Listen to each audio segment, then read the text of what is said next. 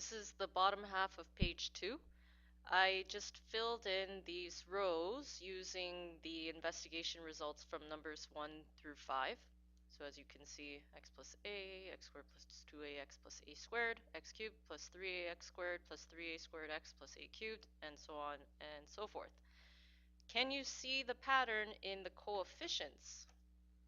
So over here, these coefficients 1 and 1, they come from the coefficients of x and a, coefficients of each of the terms. So for the next row, the coefficients are going to be 1, 2, 1. If there's no coefficient in front, it means that the coefficient is 1, right? We don't usually write that down. 1, 2, 1. For the next row, 1, 3, 3, 1.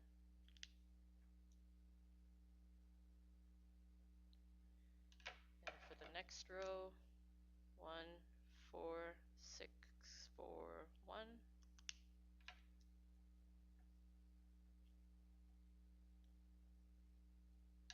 I don't like the placement of that. I'm just going to fix that. And for the last row, without having to highlight, I can tell you that the coefficients are going to be 1, 5, 10, 10, 5, 1. Examine the various patterns that appear in the above expansions, then complete each of the following.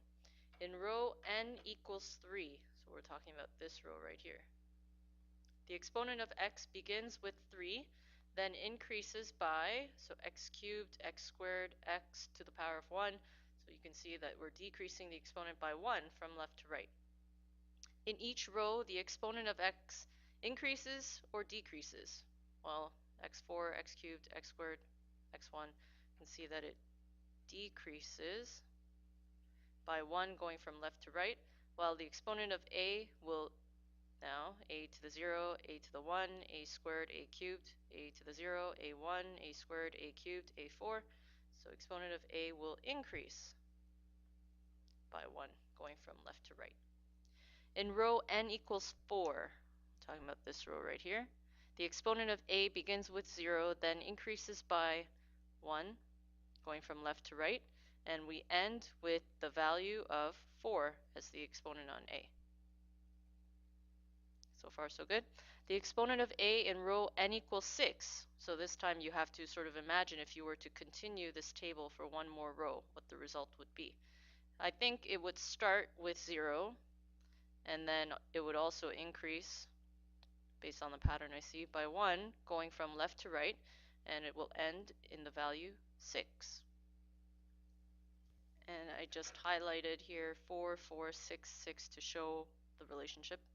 In row n equals 4, so going back to this row here, for each term, the sum of exponents for each term is, so the exponent of x plus the exponent of a on each of the terms. So x to the 4, so 4 plus a to the 0, so 4 plus 0, and then 1 plus 3, 2 plus 2, 3 plus 1, 4 plus 0.